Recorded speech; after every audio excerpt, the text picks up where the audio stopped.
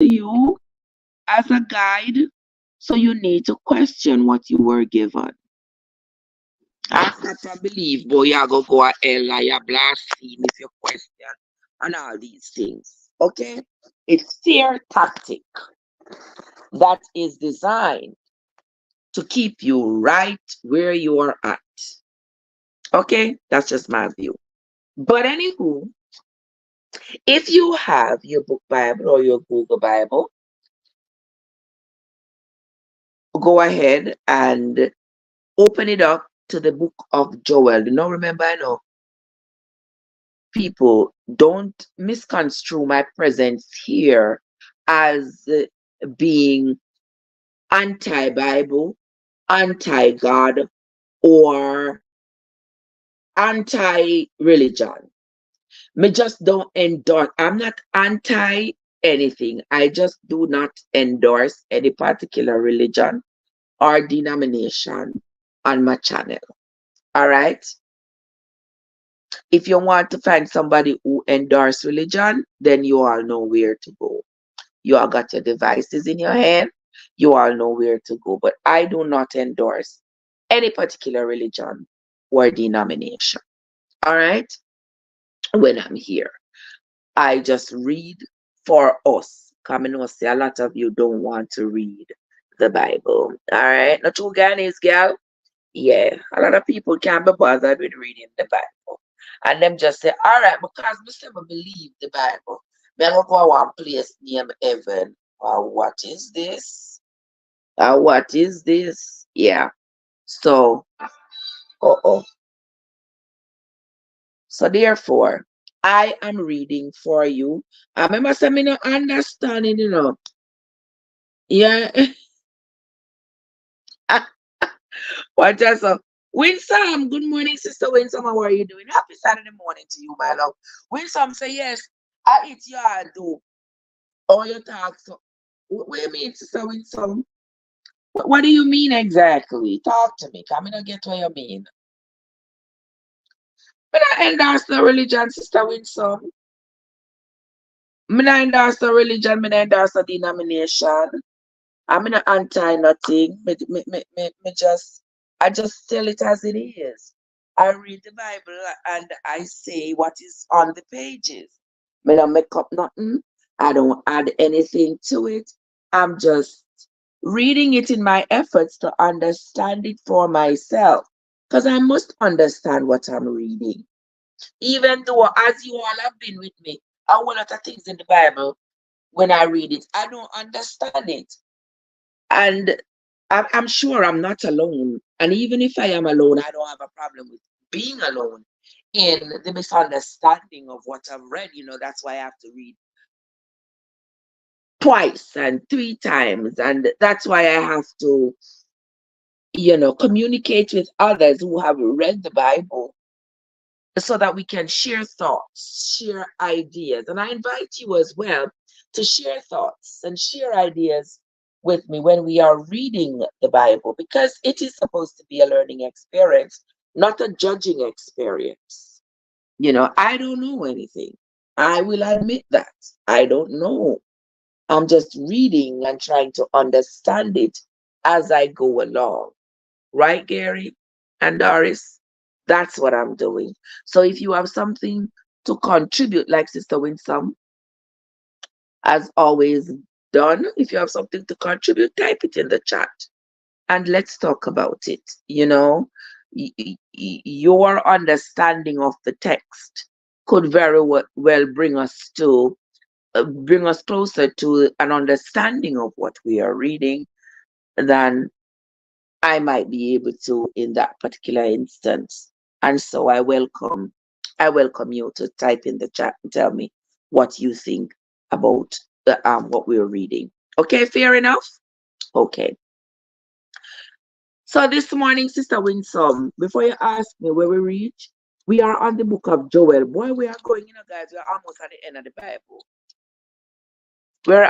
Almost at the end of the Old Testament. We are on the book of Joel. And if you don't know where the book of Joel can be found, if you find Jeremiah, Lamentation, Ezekiel, and Daniel, Then you go over from Daniel to Hosea and then Joel.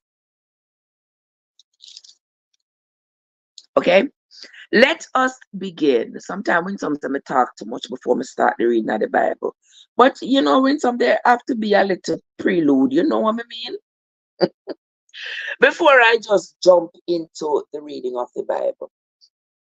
So welcome, guys. Thank you all so much for coming. I want to say thanks again. Chris, what you know, watch your when some come attack me now. What she say? She say you turn back Christian. That way you want. That's why you.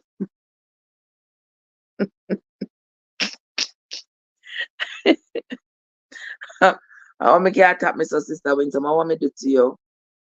Eh? I want me do you. Me know say me not do you nothing, you know. Want me to attack me, so sister. When some say me I turn back Christian. All right, all right. Just make sure so you find the book of Joel and let us read. That's the most important thing right now. Let us read. Sandy Murray, bless up yourself. Good morning. Happy Saturday to everybody. Let us. I can't read you know in some. I cannot. But anyway, Brian Clark is here. Clarence, Felicia,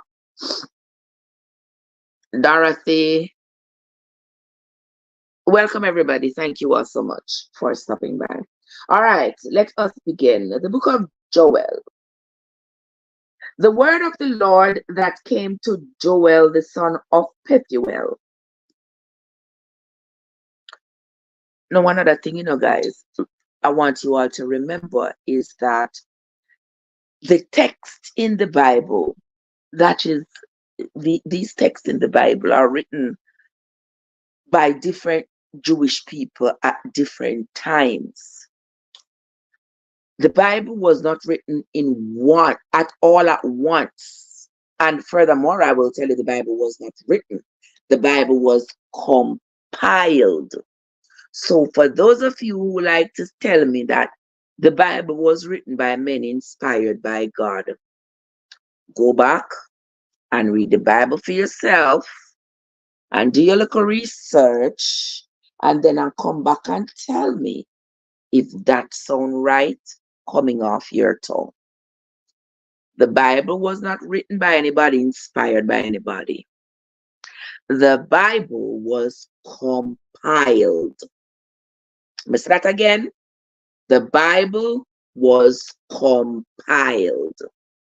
And what does that mean? It means that various texts were taken from the Jewish library of texts and compiled together in a book that we now call the Bible. And that is why some of the stories end so abruptly. Joseph is here. Joseph, are you with that wait for now? Eh? Happy Saturday morning to you, Joe. I was waiting for you. Welcome. Welcome. I told one of my the Bible reading should I read up and done already. But I was waiting for you. But anyway, what am I gonna type in at the chat? And who just people? Yeah, so let me get back to that. So the Bible was not written, the Bible was compiled. The Jewish texts that were gathered together and determined to be worthy of being put in this compilation were not written all at once. They were selected from amongst many, many, many Jewish texts. Now, remember, if you knew at all, that historically, Jews depended on their prophets. If they got to go to war, they have to consult with their prophets. If they have to sell land, if they have to buy land, if they have anything they had to do, they depended on their prophets to consult with their God to give them direction as to whether or not it was the right time. And we have seen in many instances in the Bible where they have said, we have gone, the prophet consulted God, and God said it was not time to go to battle. And they didn't go, and we have seen where if they went, they would have ended up dying.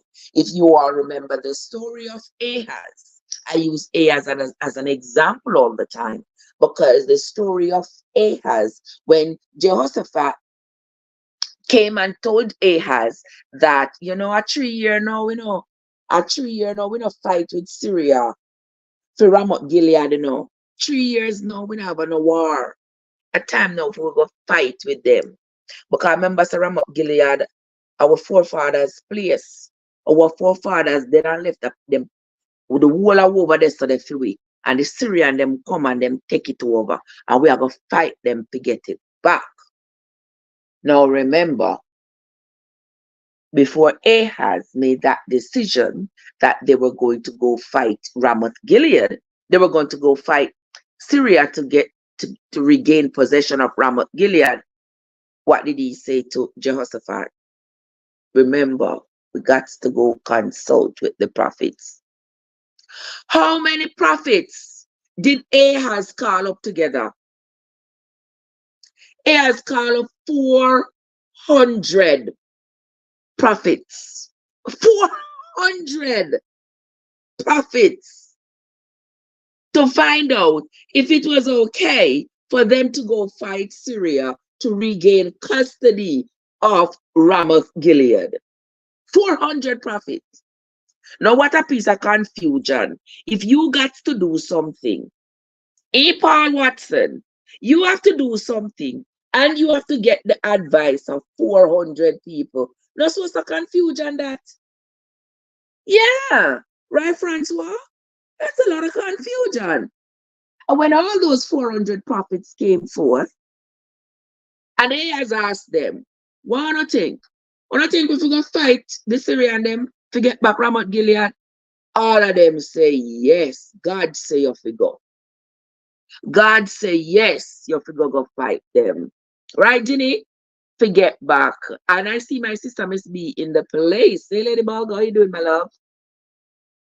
And the 400 prophets told Ahaz that yes, God said you must go fight the Syrians. Jehoshaphat said, this doesn't sound right.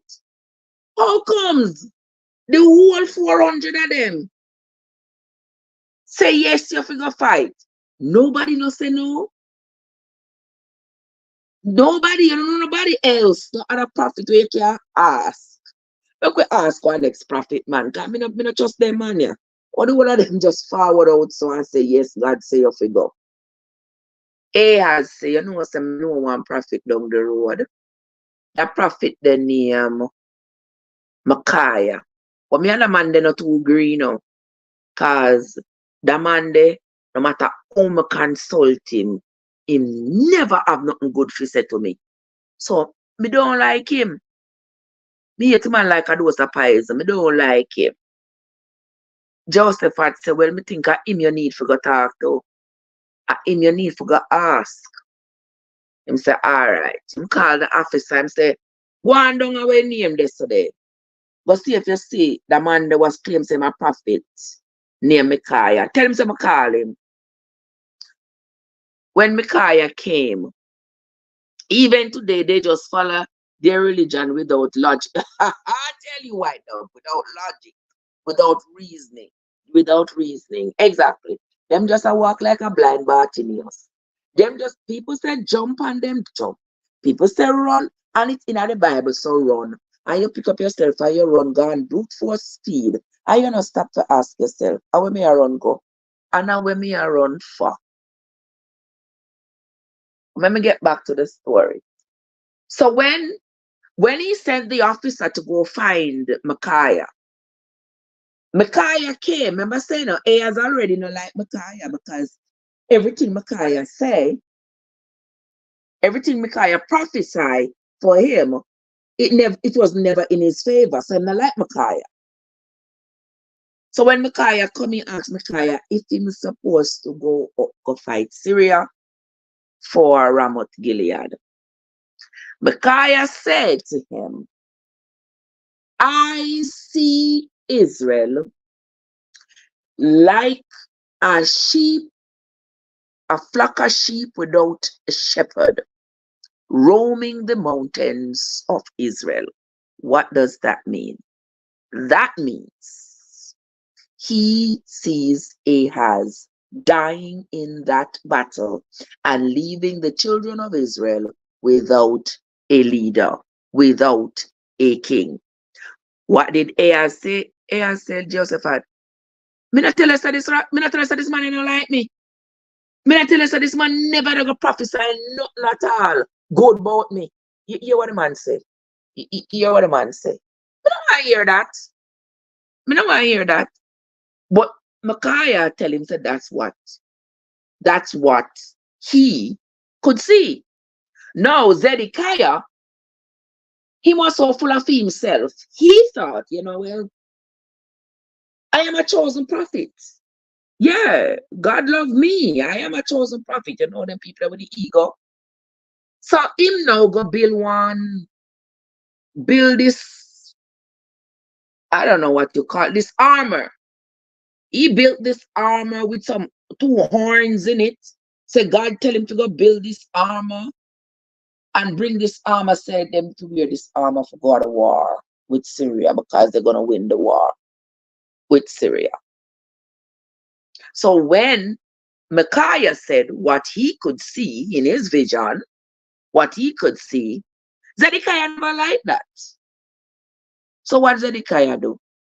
Zedekiah come up and shot Micaiah a box. Him say, where God find past me to come talk to you. Micaiah say, we soon find out. Don't worry on yourself. Don't worry on yourself. We soon find out. What did Ahaz do? Him tell them, take Micaiah and go fling him in a prison. Because he never liked what Micaiah prophesied. So them throw Micaiah in prison and then gone up to Ramoth Gilead, go fight the Syrian them. Did Ahaz come back? Did Ahaz come back? All right, without me going into the entirety of the story, did Ahaz come back? So that tells me right there that of those hundreds of prophets, Micaiah was the only true one, and he was the one that was despised. But he seemed to have been the only true prophet amongst all those prophets that were giving advice to Israel. And let me tell you, I've said it before that from back in the day, the prophets that Israel depended on to give them guidance were their worst enemies. The prophet, they make up a story, tell be a lie. Everybody wanted to be a prophet because they wanted the respect and honor that came with being a prophet, but they were not all called. And so it brought about such confusion.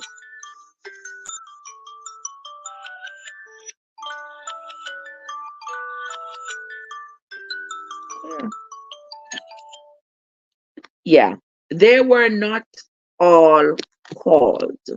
Yeah, story them make up because they wanted honor, because they wanted to be respected. Everybody put on one long frock and come and say, them a prophet. And remember in life, it can either be yes or no. It can either be that it happen or it not happen.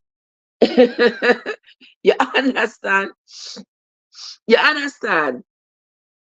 White Dove, bless up yourself. Bless up yourself, my love. Thank you so much for coming in. Thank you so much. Winsome says, but remember, we pass in the Bible, says some of them say God, who say when God say when it exactly.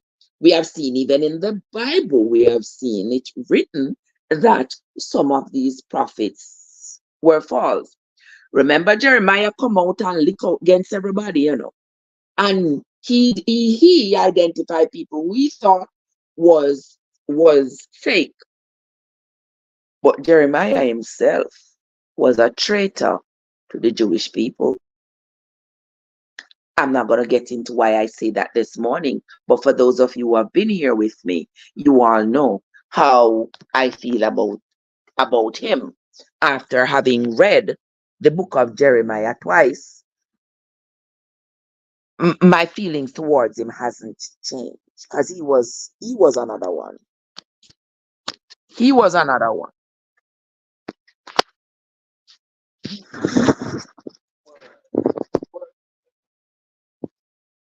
For Israel. Then the God tell them all these things that make you wonder how and why would God tell them some of the things that they say God told them? Because it was leading to nothing but utter destruction for the Jewish people. And that was quite conflicting to the presentation of the Jewish people that we read about in the first 5 books, where it was believed that they were the chosen people. They were the people that God was going to multiply exponentially. He was going to allow them to rule the earth, to have great wealth, to have great honor. Everybody else is going to respect them. Yeah. And I ask the question all the time, why would it have been that God would have chosen them over everybody else? What was it about the Jewish people? And I have come to the conclusion that it was a very creative way because remember, the people around them, remember they were in slavery in Egypt. They were they weren't considered to be much amongst the people. The people didn't really care for them, like like it would be like racism of today, where black people like much slaves them no amount too much. You get what I'm saying? That's how it was for the Jewish people then. So now the Jewish people needed to rise above how they were being seen by the other nations around them. We don't want to be seen as the lowest of the low. We don't want to be treated like the lowest of the low. We have to rise above this. And I think it was a very creative way for them to elevate themselves from poverty and slavery. So they came up with these grand stories that put them above the others. These grand stories that elevated them and motivated them to take the position of being, quote unquote, better than the people around them who historically didn't think much of them. That is my view. You don't have to share my view. We don't have to share the same view, but that is my view. And I have chosen to share that view regardless of how controversial it might be. I have chosen to share it with the world. That's just what I believe. Okay? They couldn't maintain that grandeur, that idea of grandeur that they had created for themselves. They were not able to maintain it because it was not steeped in reality. It was so imaginary. notice the other people who lived around them, those people were practical. They were practical in gaining wealth. They were practical in fighting and securing land and securing wealth. They were practical in that, while Jewish people were not being practical. And that is why they always lost to the people around them. And eventually, their whole empire that David had created, because you see, David was a smart man. David knew that wealth came with power, and you can't maintain power if you are dissolving your wealth.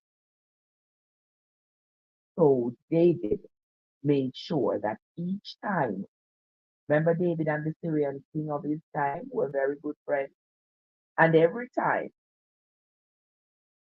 David and the Syrian king had a conversation about them going together to fight, to fight anybody else for land. David knew that the exchange is going to exchange with this man is going to be for land. It's not going to be for something that's perishable. It's going to be for land. And that's how David was able to create this vast dynasty down there. But the people who came after him, them are young, but them are no sound. So they ended up over the years exchanging land for soldiers. They can't exchange land for soldiers. I'm gonna give you some soldiers. I'm gonna send 300 of my soldiers to help you fight. But in exchange for that, you have to give me 300 acres of land. And so over time, the Jewish people lost their power in the region. Let us continue reading. We are on to the book of Joel, Sister Winslow. Joel chapter 1. The word of the Lord that came to Joel, the son of Pethuel. Hear this, ye old men, and give ear, all ye inhabitants of the land. Hath this been in your days, or even in the days of your fathers?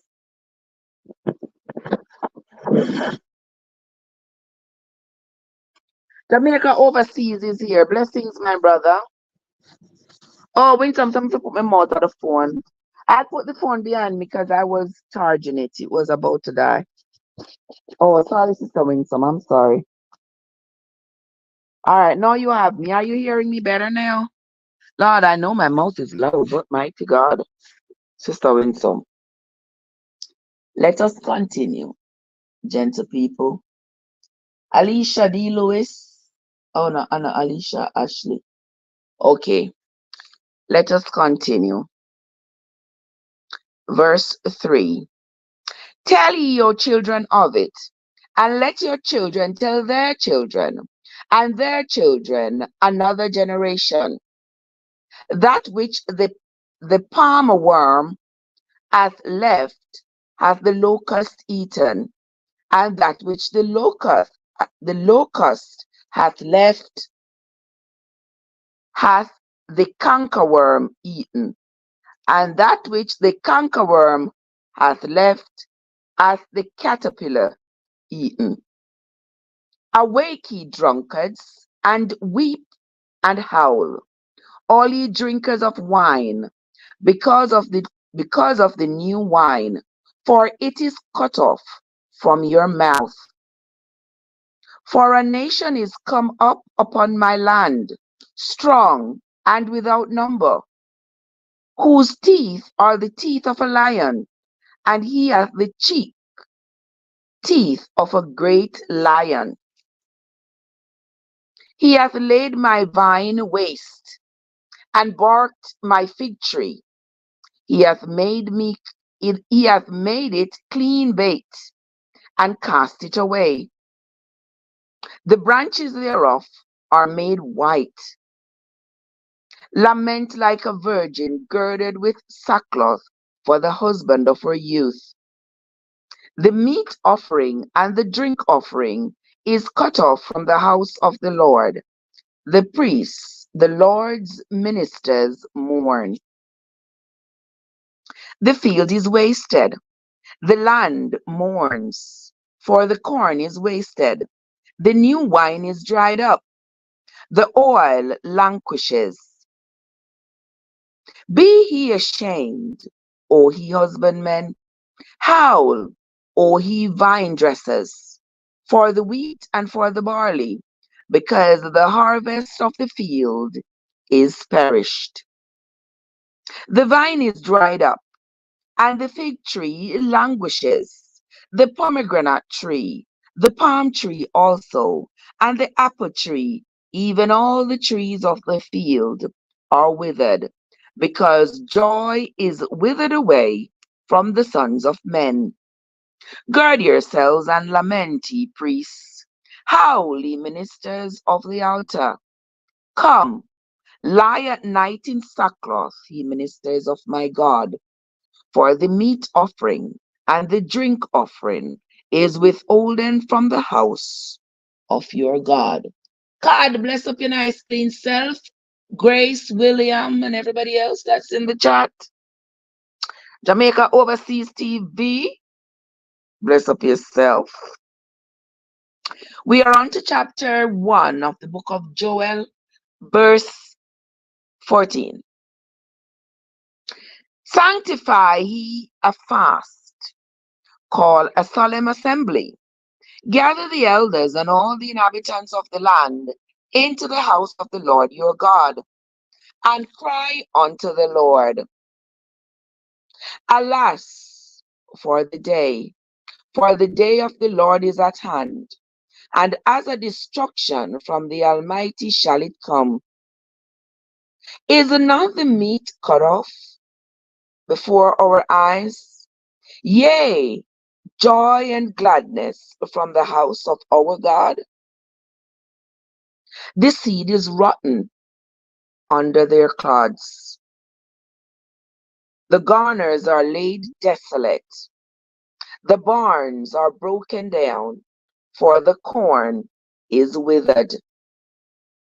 How do the beasts groan?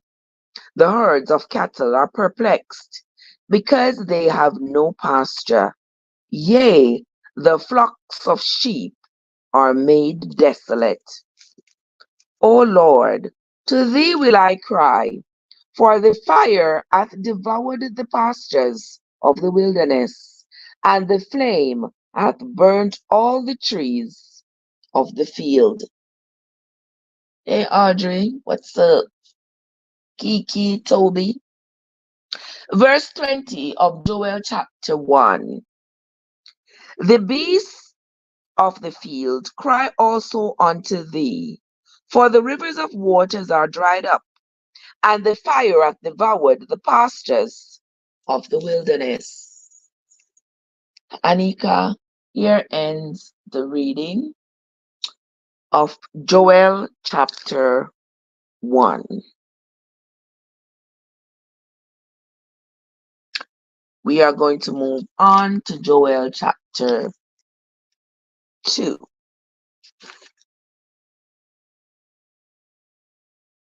Joel chapter 2. Oopsie daisy. Oh my here.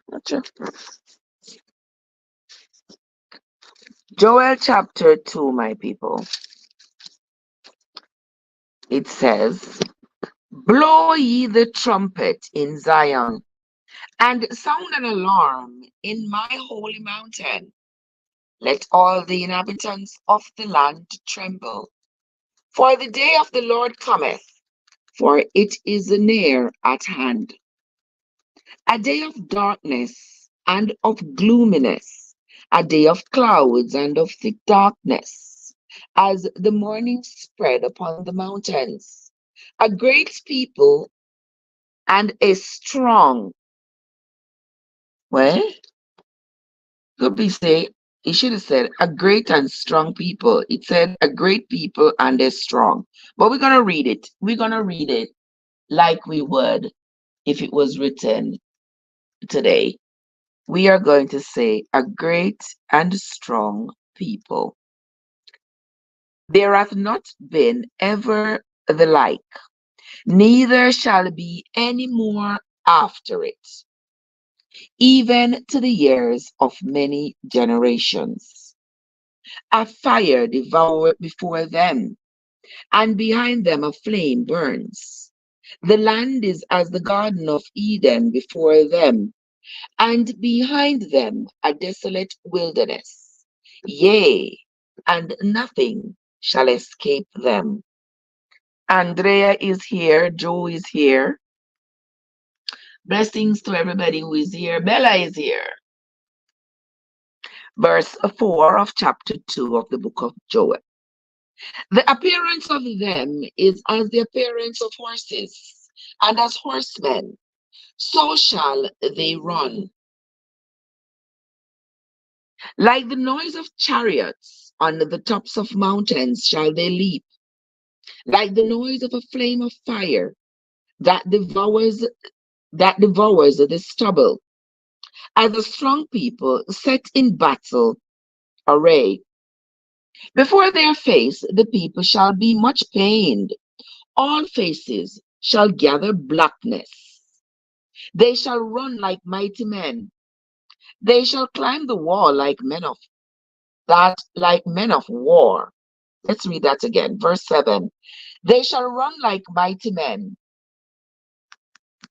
They shall climb the wall like men of war, and they shall march every one on his ways, and they shall not break their ranks, neither shall one thrust another. They shall walk every one in his path. And when they fall upon the sword, they shall not be wounded. They shall run to and fro in the city. They shall run upon the wall. They shall climb up upon the houses. They shall enter in at the windows like a thief. The earth shall quake before them. The heavens shall tremble.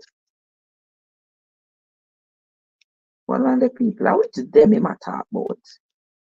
A angel them are demons. The earth shall quake before them. The heaven shall tremble. The sun and the moon shall be dark, and the stars shall withdraw their shining.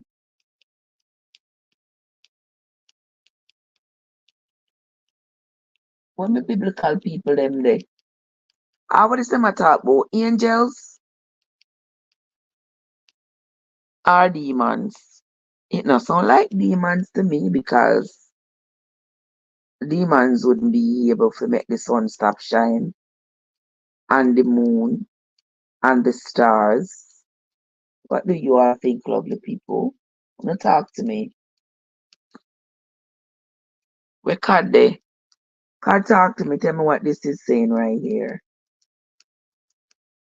Right. I could continue either way. Verse 9, we're going to read that again. They shall run to and fro in the city. They shall run upon the wall. They shall climb up upon the houses. They shall enter in at the windows like a thief. The earth shall quake before them. The heavens shall tremble. The sun and the moon shall be dark, and the stars shall withdraw their shining. And the Lord shall utter his voice before his army, for his camp is very great. For he is strong that executes his word. For the day of the Lord is great and very terrible, and who can abide by it? Therefore also now saith the Lord. Now remember, when the Bible says saith the Lord, don't forget, don't forget that this is a person who is writing, and this is an ordinary man writing, but he's writing what he believes the Lord has said to him. Remember, most of these books in the Bible are written by ancient Jewish prophets. Yes, I said Jewish. The Bible is a Jewish book. Every single book of the Bible was written by a Jew. So if you don't like to hear it, close on your ears, but it is the truth. Okay? People like to say, oh, the Bible. Them not like to hear when we say the Bible was written by Jews or the Bible is a Jewish book written from a Jewish perspective. People don't like to hear that. But it is the truth. So if you don't like to hear the truth, well, you maybe not gonna want to listen. But it is the truth. Okay? So let us continue. Verse 13 of Joel chapter 2. And rend your heart and not your garments. All right, you know, always hear people use that term. Render your heart, but not your garment. You can come in a church wearing just about anything because God surrender your heart, but not your garment. We're gonna read this part here again because that phrase comes up amongst us so frequently that it does behoove us to know what that phrase means, who said it, when was it said, why was it said, and under what circumstances, and get the context of it. So make us read again. We're going to read from verse 10 of Joel chapter 2. The earth shall quake before them, the heaven shall tremble, the sun and the moon shall be dark, and the stars shall withdraw their shining. And the Lord shall utter his voice before his army, for his camp is very great. For he is strong that executes his word. For the day of the Lord is great and very terrible, and who can abide it? That's what the Bible says. Who can abide it? Verse 12. Therefore also now, saith the Lord, turn ye even to me with all your heart, and with fasting, and with weeping, and with mourning, and rend your heart and not your garments, and turn unto the Lord your God, for he is gracious and merciful, slow to anger, and of great kindness, and repented him of the evil.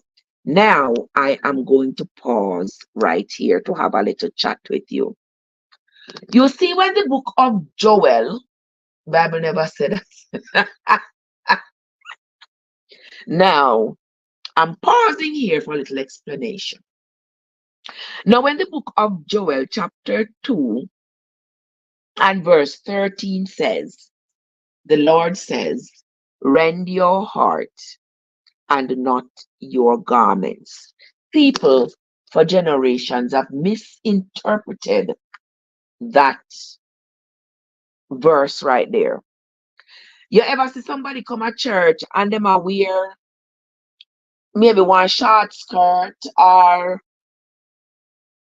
something that according to the church rules might deem them to be not following the rules because the clothes might seem appropriate. And if you're in me might seem inappropriate. And when somebody say, the clothes might seem inappropriate, them say, God say, render your heart, but not your garment. The Bible not say nothing about no render no heart, You all are hearing it from my mouth as I read it from the Bible. The Bible not tell us to render your heart, but not your garment. It says, rend your heart, but not your garment.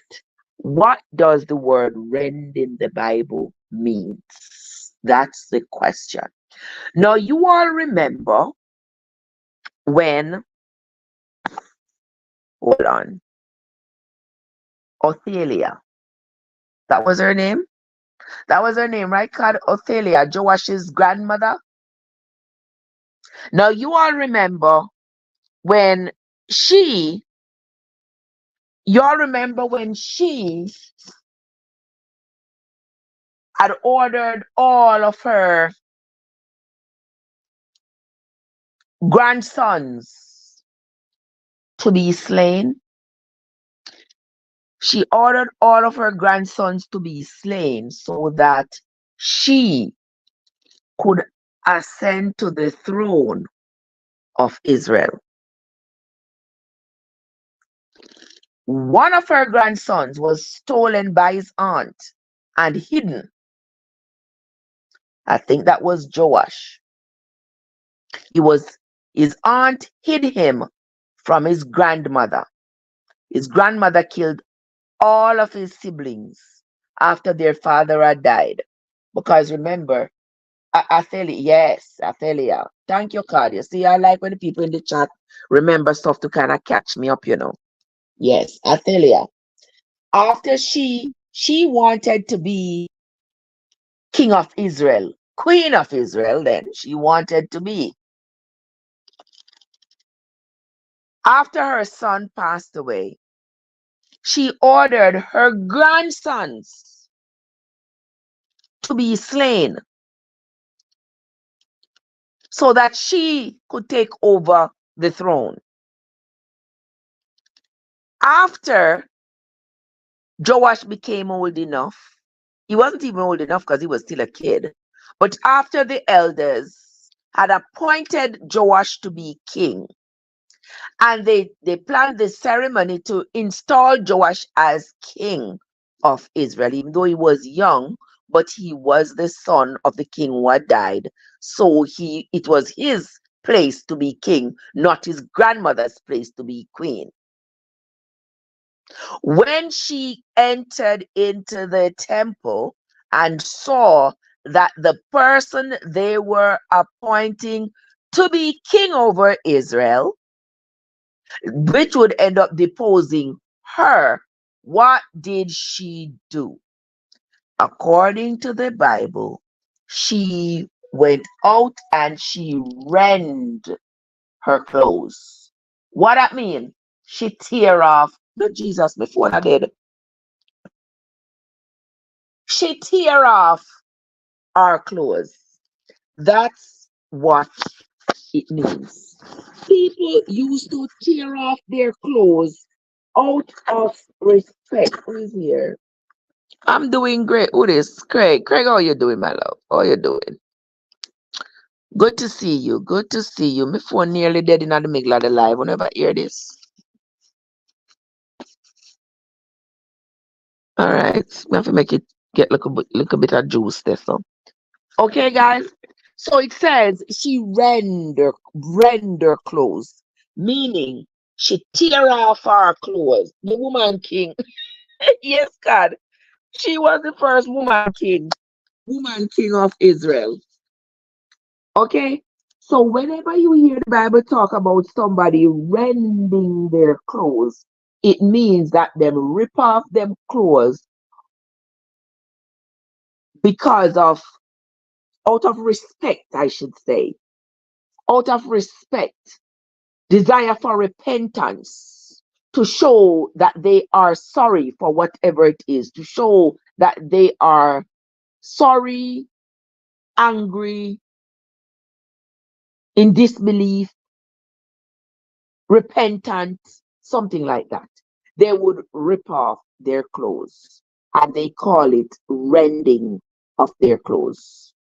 We see a lot of several people in the Bible we have seen where it speaks of them rending their clothes. So that is what Joel was talking about here. Joel was saying, let me read it for you all again. Verse 12, therefore also now, saith the Lord. This is Joel saying, the Lord tell him so. All right. Turn ye even to me with all your heart. That means come to me with all your heart. Come serve me with all your heart. Come with your fasting. Come with your weeping. Come with your mourning. and rend your heart, but not your garment. Present to me your heart. Don't come tear up no garment in front of me. Come tear up your heart. They rend their clothes and cover their head with sackcloth and ashes. Exactly. Who are rent? Nobody not rented. It's not rent. It's rend. REND. It's rend. Rend your heart, but not your garment. So he's saying, you don't have to come tear off your clothes. For sure me, say you are repentant of what you have done, or you are upset with yourself for what you have done, or you want to prove to me that you are so sorry. You don't have to rip off your clothes for that. Present your heart to me clean and pure. Okay? So when anybody telling you anything about render heart or not garment, the Bible not says so. Okay?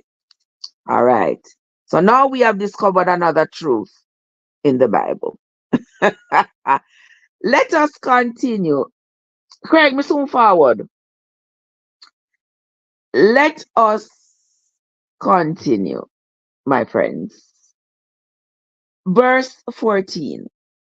Who knoweth if he will return and repent and leave a blessing behind him, even a meat offering and a drink offering unto the Lord your God?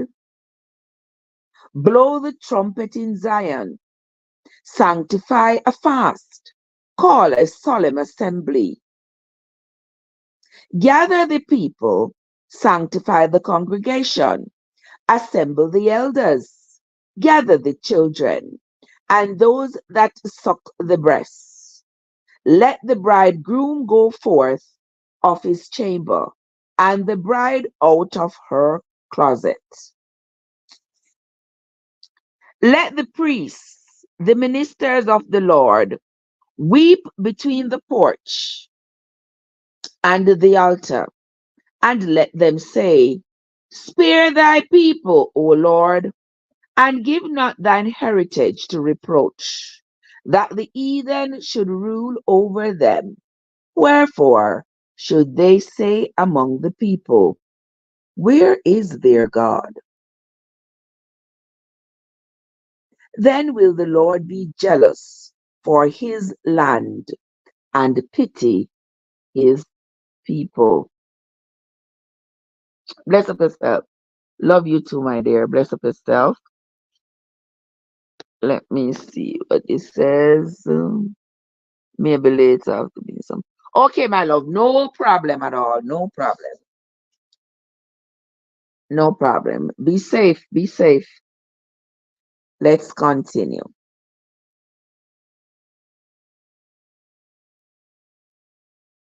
Verse verse 18.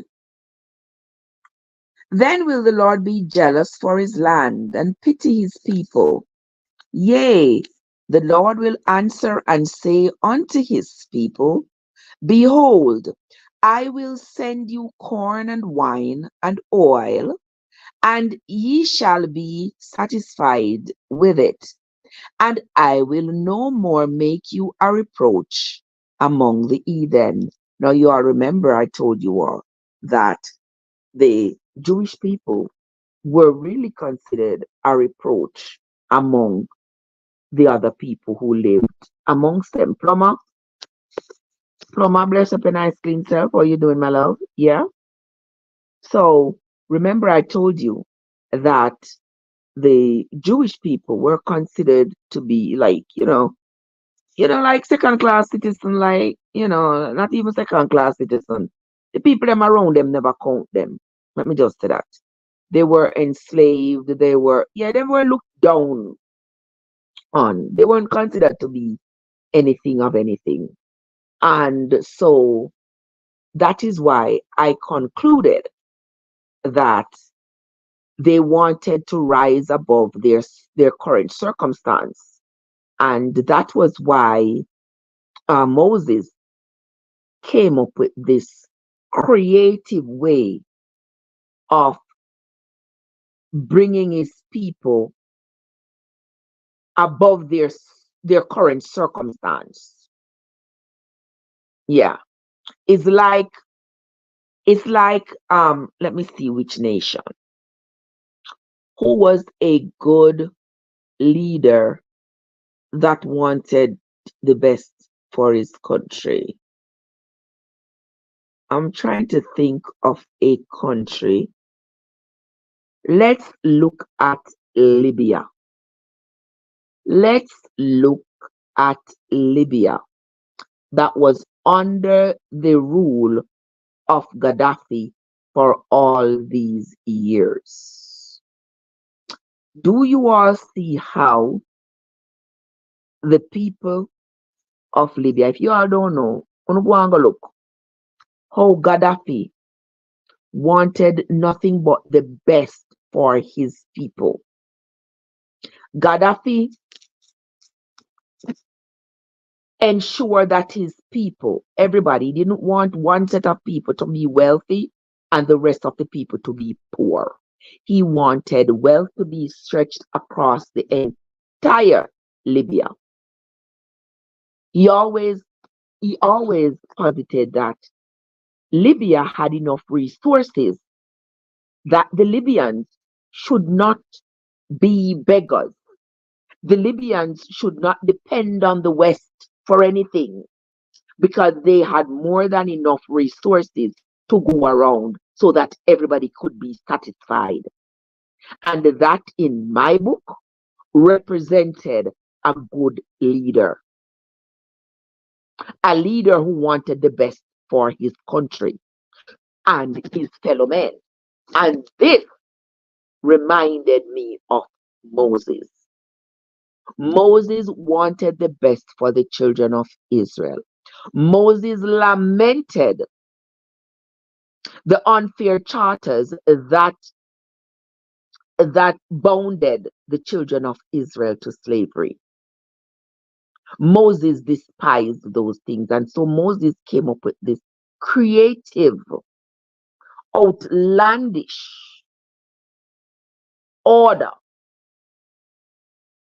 to elevate his people out of slavery. And it worked. It worked because he was able to gather them up, the thousands and hundreds of thousands of them, and march them out of out of Egypt, out of slavery, and march them all the way. You understand? And march them all the way through a wilderness where they could have walked through in 10 days. It took them 40 years. a, wild, a wilderness where they could have walked through. It could have taken them 3 days. It could have taken them 3 days to walk from Egypt to reach across the River Jordan. We're going to the promised land. It took them 40 years. That was enough time for Moses to convince them. Anywho, gentle people. I sir. Remember Jim Jones? Remember Jim Jones? Why no? Why not tell me where you been all this time? How come me just a find you? I say, all this time they are hiding plain sight, All this time, all this time, but they are hiding in plain sight. I can't even tell if you're up. That is the whole idea right now. That is the whole idea. For you not to be for you not to be able to tell whether or not I'm orthodox. Because listen, I am reading from this good book here, and I am analyzing what I am reading, and I'm trying to put away what I was taught, what I was indoctrinated and socialized into believing. and reading this book here for myself, and looking at all the possibilities. Me not just reading it and say, well, the Bible is true. Everything in the Bible is true as I was taught, as I was led to believe from childhood. No, I'm not reading it like that. I am reading it with an open mind and employing all the possibilities that could be based on the text of the Bible. I don't mean I make up anything, gentle people. It is what is in the Bible. Watch us so. Our Andrea said she snapped within the moment of being dethroned by her grandson. Exactly, Andrea. That was Andrea was talking about when I was talking about Athalia. Because she believed that all of her grandsons were dead. She didn't know. She didn't know that Joash, remember they had hidden Joash from her. So she didn't know that Joash was still alive. God says, remember, you are now reading from the 12 minor prophets, from the book of Hosea to Malachi, were referred to as the 12 minor prophets. Well, good thing you said that, because me never know that. Me never know that. So, good thing you said that. So, these were the minor prophets. Oh, okay. I appreciate that. These were the minor prophets. 12 minor prophets. From the book of Hosea to Malachi. From the so holy and so-called chosen one to listen to me now, white dove. Don't let nobody break your spirit. Let me tell you, don't make them break you. Don't do that. People have tried that with me. If you see somebody text them and me get sometimes, I just smile. I just smile and keep it moving. People come for me, them say me a heathen, me a blaspheme, me a go to hell. All of these things. Nobody can trick me no more. I'm way over 50 years old. Nobody can trick me no more and scare me. It's a scare tactic. I tell a boy, yeah, go hell if you don't believe what in the Bible. I tell you one whole bunch of cockadoodle story. The Bible is written from a Jewish perspective. The Bible is a compilation of ancient Jewish writings. Now, how did these ancient Jewish writings get presented to me as my guidance? You can read the stories. You can get inspiration if you so desire. But how does these ancient Jewish writings apply to me now? That's the question I want to ask yourself, because it's mostly stories. A story. You understand? If you're gonna say you're gonna pick sense out of nonsense and you're gonna use this story, make it apply to your life. What if you never have these experiences that these people have had? Or their experience is supposed to guide you. You're not gonna have them same experience there. Look at Samson. Samson claims him a go down a Philistine and he see one lion and him use him bare hands and he kill the lion. And when he go down a Philistine, go look for the girlfriend, and he was going back to where he was from, upper Jewish land, Jewish town. He was going back. Him see the lion and bees. Him see the carcass of the lion that he had killed. And bees had made a hive inside of the lion's carcass. And him bend down and scoop out honey out of him bend down and scoop out honey out of the lion's carcass and carry the honey go give mother and him father for drink, for eat. But him never tell them say out a lion carcass and get the honey from. You know, expect to get forget Jordan. Bless up yourself. I see a lot of you got inspiration from that. Not true, child, please.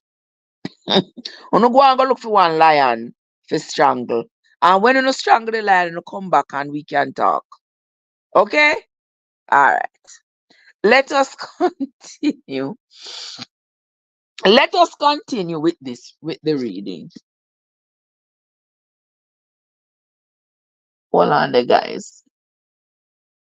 I don't know when me do with my glasses. I'm thinking of the car, or one pocketbook somewhere about the place.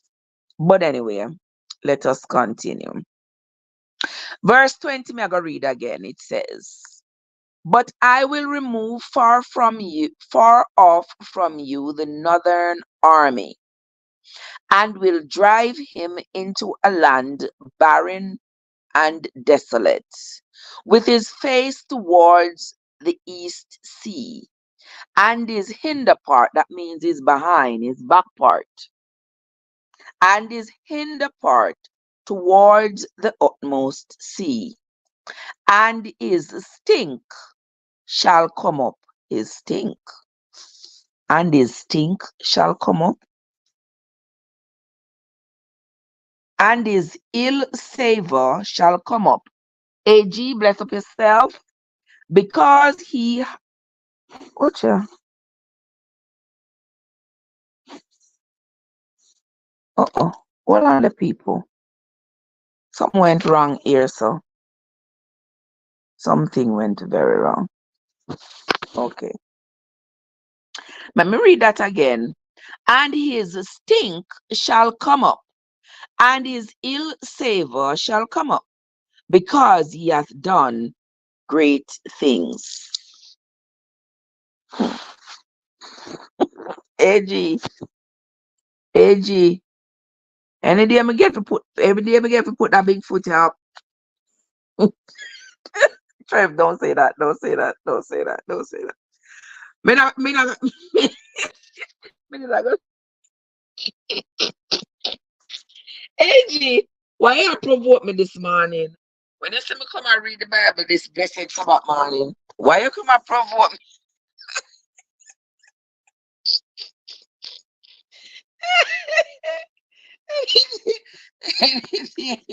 Anything that Bigfoot that come by your show.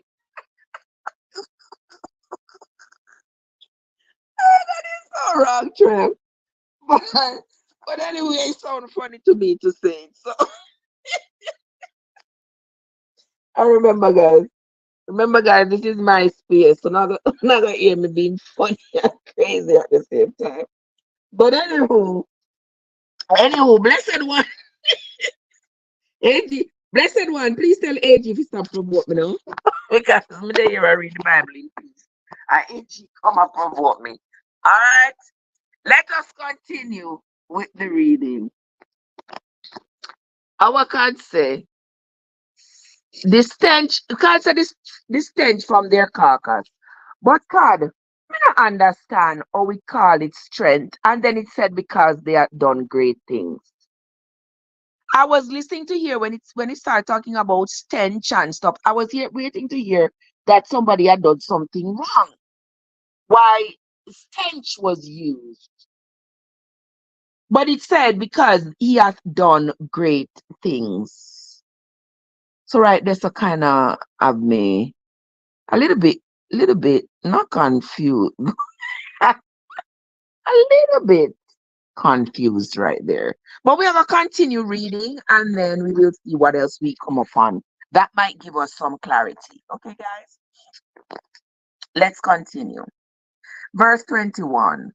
Fear not, O land, be glad and rejoice, for the Lord will do great things. Be not afraid, ye beasts of the field, for the pastures of the wilderness do spring, for the tree bears her fruit, the fig tree and the vine do yield their strength. Be glad then, ye children of Zion, and rejoice in the Lord your God, for he hath given you the former rain moderately, and he will cause to come down for you the rain, the former rain, and the latter rain in the first month. The former rain and the latter rain card. All right, let's continue. Verse 24. And the floors shall be full of wheat, and the fat shall overflow with wine and oil. And I will restore to you the years that the locust hath eaten, the cankerworm, and the caterpillar, and the palmer worm, my great army which I sent among you. And ye shall eat in plenty, and be satisfied, and praise the name of the Lord your God, that hath dealt wondrously with you, and my people shall never be ashamed. Verse 27. And ye shall know that I am in the midst of Israel, and that I am the Lord your God, and none else. And my people shall never be ashamed. Verse 28. And it shall come to pass afterwards that I will pour out my spirit upon all flesh, and your sons and your daughters shall prophesy. Your old men shall dream dreams, your young men shall see visions, and also upon the servants and upon the handmaids. In those days will I pour out my spirit, and I will shew wonders in the heavens and in the earth, blood and fire and pillars of smoke. The sun shall be turned into darkness, and the moon into blood, before the great and the terrible day of the Lord come. Now, what I have come to the conclusion. You see, in the Bible, when they talk about the sun coming into darkness and the moon turning into blood, I see those as eclipse.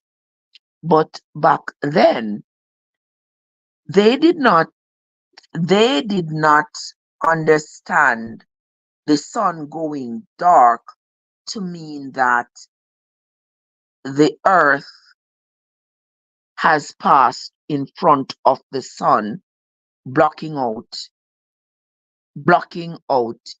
its light. When the moon turned into blood, they did not fully understand the astrological value of that event. So they saw it as wonders from their God, as a message from their God. Their God was telling them something, something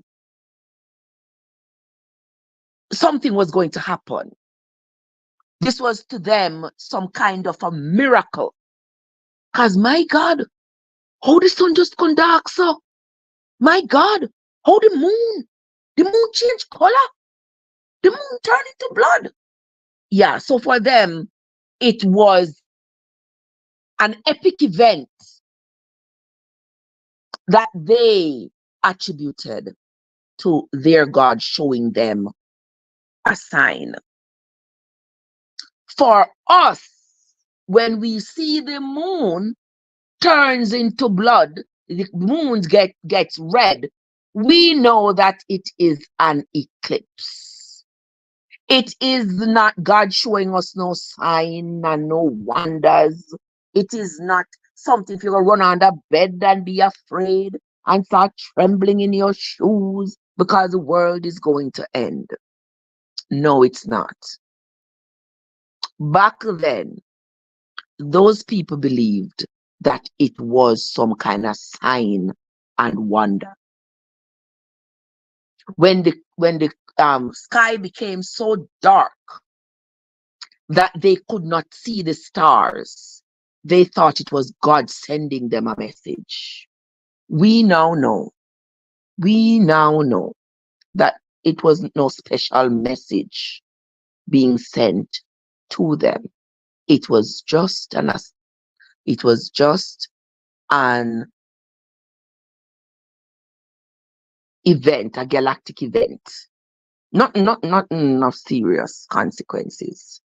And if you don't have to study astronomy to realize that that couldn't be so. It could not have been a miraculous event that required them to do something special.